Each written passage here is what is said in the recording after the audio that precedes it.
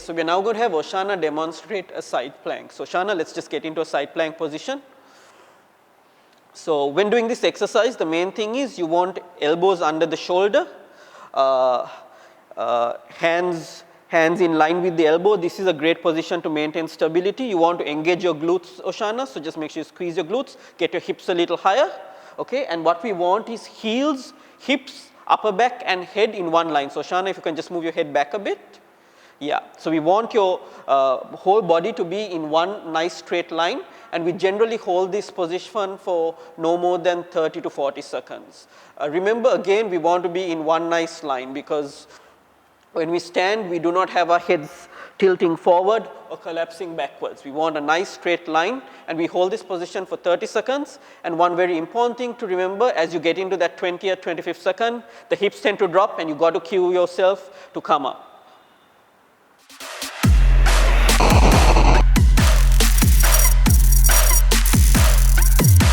All right, so when doing the side planks, a very common mistake we see with clients is they tend to get a little curled up when doing that exercise. The perfect technique is everything in one nice line. So this is a very common position we see clients getting in. They struggle to maintain a nice straight line when doing this exercise. So sometimes we try to correct this exercise by cueing them verbally, but if that doesn't work, a very quick fix is basically trying to get them to perform the side plank against a wall. So Oshana, you can just get down, push yourself against the wall, and what we would do here is heels, hips, upper back and head nicely pasted against the wall along with the elbow, and we would hold that position for 30 seconds. We would get clients in this position for 30 seconds, maybe in the first few weeks while training them how to do the exercise, and then after a few weeks, then we take them away from the wall. So this is a great way to create postural awareness when doing the side plank. It is critical that you maintain one nice straight line when doing this exercise.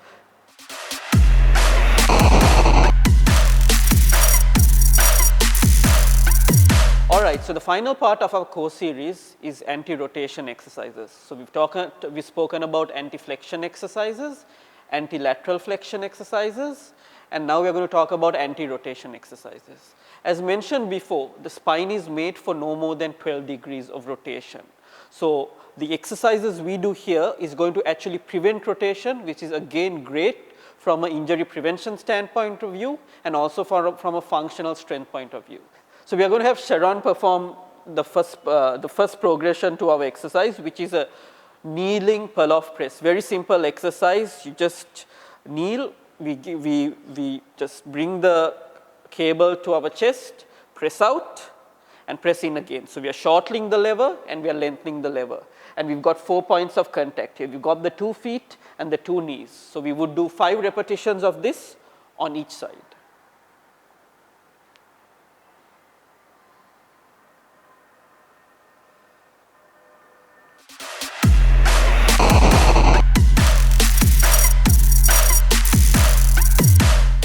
All right, and the final progression to our Paloff presses is going to be a standing Paloff press where we go into a 2-point stance. Basically, now you've just got 2 points of contact on the floor, which are the 2 feet. And again, we follow that same routine where we press out and we press in. So let's have Sharon do a few of those.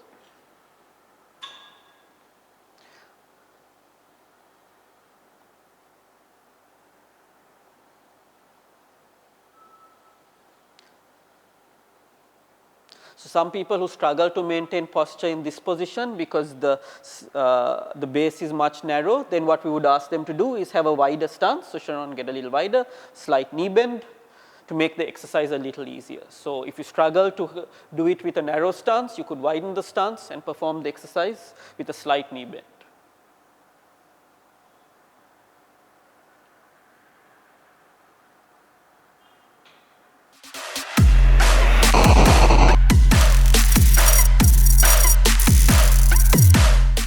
Okay, so sometimes we have athletes, clients who have low body injuries such as knees, ankles, so they are unable to perform the exercise kneeling, standing or half kneeling. So a great way to still continue to get that anti-rotation core strength is just sitting on a stool or a box like this, and yet you can perform the exercise. But the key again is to stay nice and tall when you do the exercise. So let's go, Sharon. So this is a great way to continue to get some great core strength. If you're post ACL surgery, post ankle hip surgery, you can yet sit in that position and yet continue to work on that anti-rotation strength.